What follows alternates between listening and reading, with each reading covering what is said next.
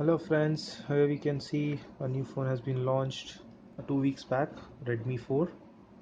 I've ordered a black one, got it yesterday only. It is having a good quality of design, the curvy look, the curves, if you see, yeah, this one, finger sensor, camera, 13 megapixel backside, rear is 5, looks good once it works. Camera quality is also fine, if you see here, it is fine in a daylight, and if I can say, it is a good phone to buy because it's just 9,000 rupees and having a good memory also. I'll show it to you.